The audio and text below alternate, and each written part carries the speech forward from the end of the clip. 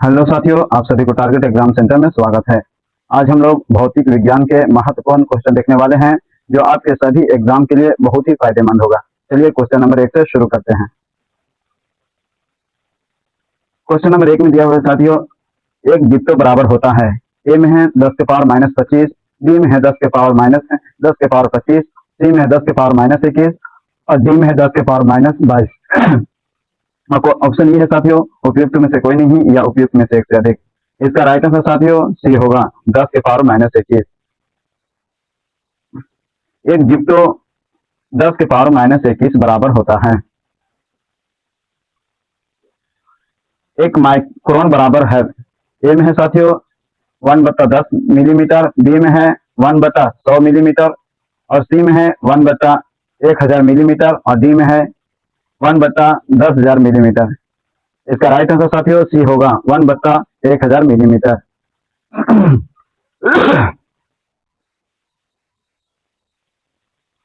एक किलोमीटर दूरी का तात्पर्य है। ए में है 100 मीटर, बी में है 1000 सेंटीमीटर, सी में है 1000 मीटर और डी में है 100 सेंटीमीटर। इसका राइट आंसर साथियों सी होगा, 1000 मीटर। 1 किलोमीटर बराबर होता है 1000 मीटर। 1 किलोमीटर दूरी बराबर 1000 मीटर। 100 मीटर बराबर 1 हेक्टोमीटर और 1000 सेंटीमीटर बराबर 1 डेकामीटर और 100 सेंटीमीटर बराबर 1 मीटर होता है साथियों। एक पिकोग्राम बराबर होता है। ए में है दिया हुआ है 10 के पावर -6 ग्राम, बी में है 10 के पावर -9 ग्राम के, सी में है 10 के पावर -12 ग्राम के और डी में है 10 के पावर -15 ग्राम के। इसका राइट आंसर साथियों सी होगा, 10 के पावर -12 ग्राम के।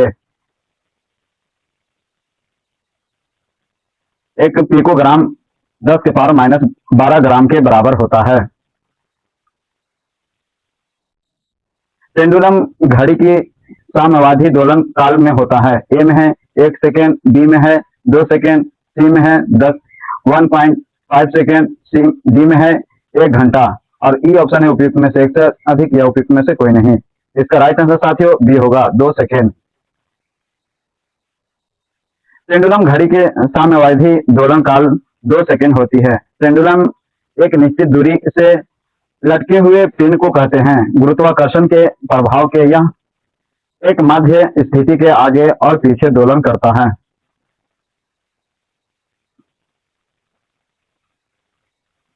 मुक्त रूप से गिरते हुए पिंड की स्थितिज ऊर्जा लगातार कम होती जाती है। ए में है ऊर्जा संरक्षण सिद्धांत का उल्लंघन, बी में है ऊर्जा संरक्षण सिद्धांत का उल्लंघन नहीं और सी में है गुरुत्वाकर्षण बल का उल्लंघन है और डी में गुरुत्वाकर्षण बल का उल्लंघन नहीं।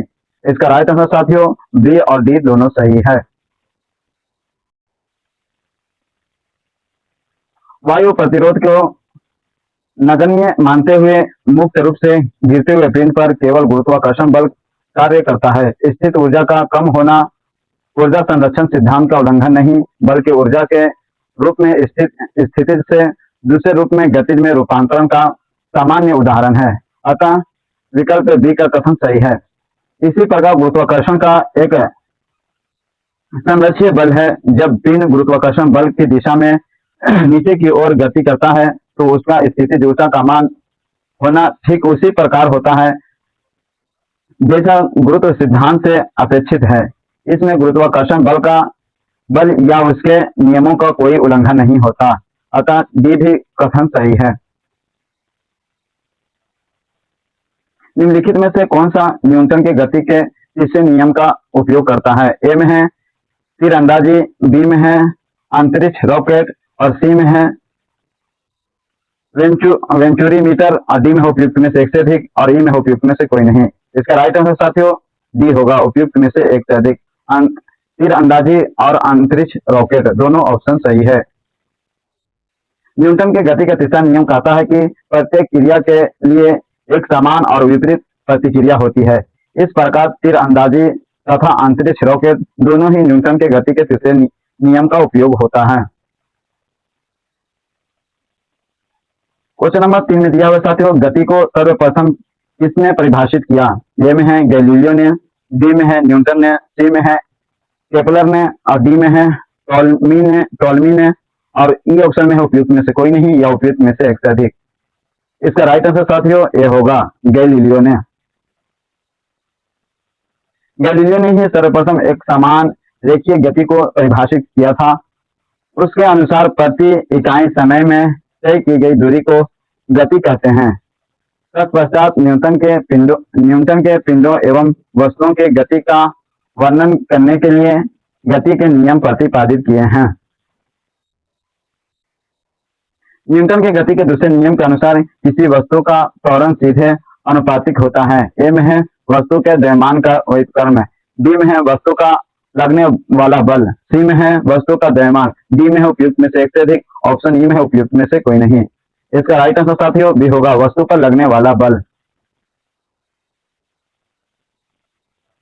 न्यूटन के गति के द्वितीय नियम के अनुसार किसी वस्तु का त्वरण वस्तु पर लगने वाले बल के सीधे अनुपातिक होता है। न्यूटन के द्वितीय नियम के अनुसार किसी वस्तु का त्वरण वस्तु का आरोपित तुल्य बल तथा वस्तु के द्रव्यमान पर निर्भर करता है। बल बराबर द्रव्यमान गुने त्वरण। वॉशिंग मशीन का कार्यकारी सिद्धांत क्या है? ए में विपरीत परासरण, बी में है प्रसार और सी में है अपकेंद्रण और डी में है अपोहन और ऑप्शन ई में उपयुक्त में से कोई नहीं या उपयुक्त में से एक से अधिक। इसका राइट आंसर साथियों सी होगा अपकेंद्रण। वॉशिंग मशीन अपकेंद्रण के सिद्धांत पर कार्य करती है। वह प्रतिक्रिया बल जो परिमाण में अभिकेंद्रीय बल के बराबर होता है, परंतु किसी दिशा अभिकेंद्रीय बल के विपरीत अर्थात केंद्र से बाहर की ओर होती है। अपकेंद्रीय बल कहलाता है। कपड़ा साफ करने की मशीन, दूध से मक्खन निकालने की मशीन आदि अपकेंद्रीय बल के सिद्धांत पर कार्य करता है। किसी वस्तु को स्थिर वेग पर बनाए रखने के लिए आवश्यक बल है। ए में है शुद्ध बल, बी में है घर्षण बल और सी में गुरुत्वाकर्षण बल और डी में है उपयुक्त में से एक से अधिक या उपयुक्त में से कोई नहीं। इसका राइट आंसर साथियों ये होगा शुद्ध बल। किसी वस्तु को स्थिर वेग पर बनाए रखने के लिए आवश्यक बल शुद्ध बल है। किसी वस्तु पर कई बल लग सकते हैं, लेकिन यदि वे बल आपस में संतुलित हो तो उनका परिणामी शुद्ध बल शून्य होता है। इसी कारण वस्तु स्थिर वेग से चलती रहती है। शुद्ध बल ही शून्य बल होता है। किसी वस्तु के स्थिर अवस्था या उसकी गति के अवस्था या विरोध करने की प्रवृत्ति जड़त्व के रूप में परिभाषित होता है। बॉल बेयरिंग का उपयोग स्थैतिक घर्षण को निम्नलिखित में से किसमें परिवर्तित करने के लिए किया जाता है? ए में है रोलिंग घर्षण, बी में है कर्षण ड्रैग, सी में है सर्पी घर्षण और डी में है उपयुक्त में से एक से अधिक, ऑप्शन ई में है उपयुक्त में से कोई नहीं। इसका राइट आंसर साथियों ये होगा रोलिंग घर्षण। बॉल बेयरिंग का उपयोग स्थैतिक घर्षण को रोलिंग घर्षण में परिवर्तित करने के लिए किया जाता है। जब कोई वृत्ताकार वस्तु बॉल बेयरिंग गेंद की किसी तरह पर लुढ़कती है तो गति का विरोध करने वाला बल रोलिंग घर्षण कहलाता है। फुटबॉल के खेल में एक गोलकीपर फुटबॉल को गोल में पकड़ने के बाद अपने हाथों को पीछे की ओर खींचता है। यह गोलकीपर को किस प्रकार सक्षम बनाता है? ए में है संवेग परिवर्तन की दर को कम करने में, बी में है फुटबॉल पर अधिक बल लगाने में और सी में है फुटबॉल द्वारा हाथों पर लगाए गए बल को बढ़ाने में और डी में उपयुक्त में से एक से अधिक, ऑप्शन ई में उपयुक्त में से कोई नहीं। इसका राइट आंसर साथियों ये होगा संवेग परिवर्तन की दर को कम करने में। अपने हाथों को पीछे की ओर खींचकर गोलकीपर गेंद को पकड़ने का समय बढ़ा देता है। समय बढ़ाकर वह इस गेंद पर लगने वाले बल संवेग परिवर्तन के दर को कम कर देता है। केंद्राभिमुखी बल किसके लिए जिम्मेदार है? ए में है अंतरिक्ष में वस्तु की स्वतंत्र गति, बी में है वस्तु को वृत्ताकार पथ पर गतिमान रखना, सी में है वस्तु को सीधी रेखा के साथ उड़ाना और डी में उपयुक्त में से एक से अधिक और ऑप्शन ई में है उपयुक्त में से कोई नहीं। इसका राइट आंसर साथियों बी होगा, वस्तु को वृत्ताकार पथ पर गतिमान रखना। एक समान वृत्तीय गति में गति स्थिर होती है लेकिन दिशा बदलती है। दिशा वेग बदलने के लिए जिस बल की आवश्यकता होती है उसे अभिकेंद्रीय बल कहते हैं। उदाहरण के लिए यदि किसी डोरी से बंधे हुए पत्थर को कोई व्यक्ति घुमाता है तो वहां अभिकेंद्रीय केंद्राभिमुखी बल कार्य करता है। निम्नलिखित में से किस ऊर्जा परिवर्तन में घर्षण बल शामिल होता है?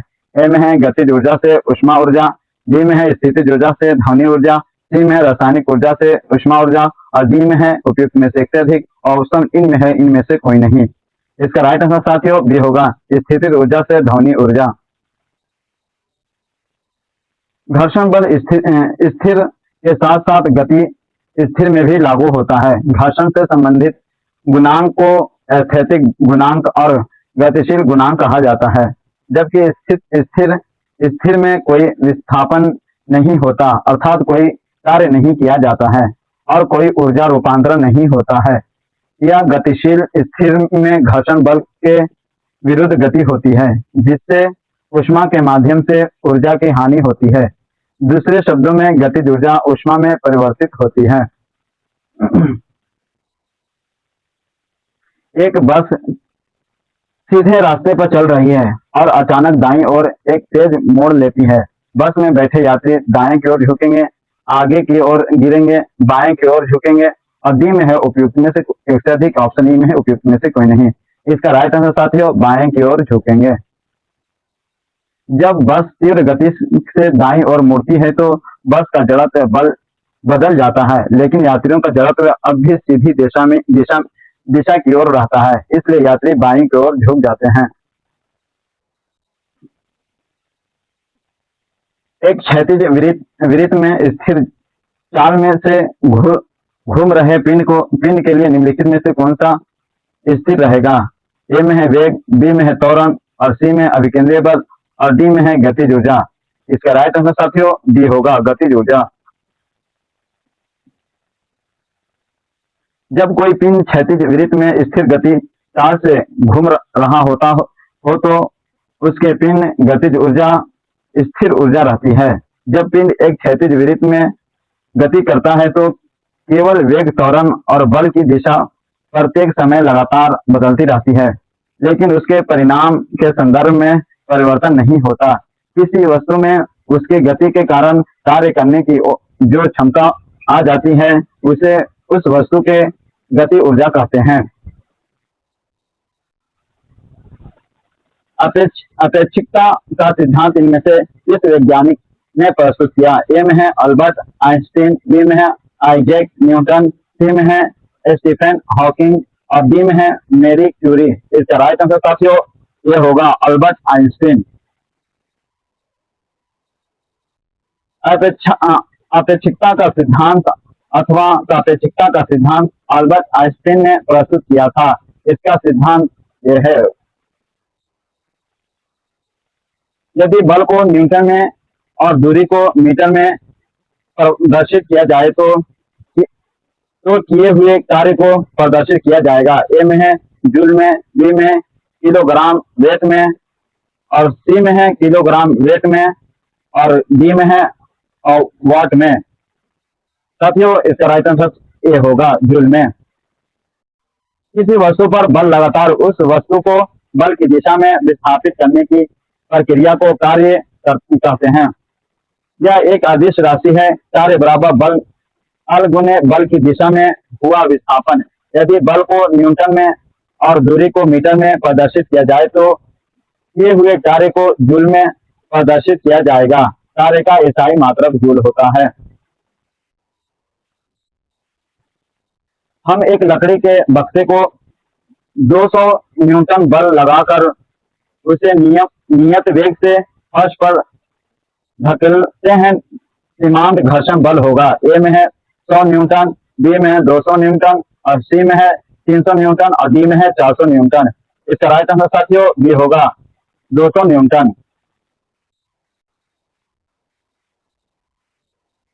नियत वेग का अर्थ है कि लकड़ी के बक्से के वेग परिवर्तन की दर अर्थात त्वरण 0 होता है। न्यूटन के गति विषय के नियम के अनुसार यदि किसी वस्तु का त्वरण शून्य है तो उस पर लगने वाला परिणामी बल भी शून्य होता है। यहाँ दो मुख्य क्षैतिज बल है। आगे की ओर लगाया गया बल 200 न्यूटन, पीछे की ओर गतिज घर्षण बल सीमांत घर्षण बल फर्श द्वारा लकड़ी के बक्से पर, क्योंकि परिणामी बल शून्य है अतः गतिज घर्षण बल 200 न्यूटन, इसलिए इस स्थिति में बक्से पर पीछे की ओर लगने वाला गतिज घर्षण बल सीमांत घर्षण बल 200 न्यूटन होगा, जो लगाए गए बल के बराबर और विपरीत दिशा में होती है। बैलों की एक जोड़ी खेत जोतते समय हल पर 140 न्यूटन का बल लगाती है। जोता गया खेत 15 मीटर लंबा है। खेत की लंबाई को जोतने में क्या समय लगेगा? ए में है 1900 जूल, बी में है 2000 जूल और सी में है 2100 जूल और डी में है 2200 जूल। इसका राइट आंसर साथियों ये होगा 2100 जूल।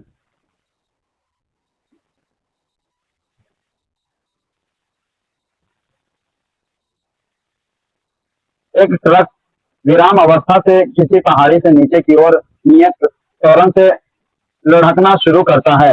यह 20 सेकेंड में 400 मीटर की दूरी तय करता है। यदि ट्रक का द्रव्यमान 60 टन है तो इस पर लगने वाला बल होगा। ए में है 11,000 न्यूटन, बी में है 12,000 न्यूटन, सी में है 13,000 न्यूटन और डी में है 14,000 न्यूटन। इसका राइट आंसर साथियों डी होगा 14,000 न्यूटन। यदि धरती की घूमने की गति घूर्णन बढ़ा दी जाए तो भूमध्य रेखा पर पिंड का वजन बढ़ जाएगा। बी में है घट जाएगा, सी में कोई परिवर्तन नहीं होगा, डी में है 2 गुना हो जाएगा। इसका राइट आंसर साथियों ये होगा घट जाएगा। किसी घूर्णन करने वाले निकाय पर भूमध्य रेखा पर अपकेंद्रीय बल कार्य करता है। यह बल गुरुत्वाकर्षण बल के विरुद्ध कार्य करता है, जिससे भूमध्य रेखा पर व्यक्ति के भार में कमी दर्ज की जाती है। नोट: भूमध्य रेखा पर अपकेंद्रीय प्रभाव घूर्णन से आता है। साथियों, आप सभी को अगर वीडियो पसंद आए तो वीडियो को लाइक करें और चैनल को सब्सक्राइब करें।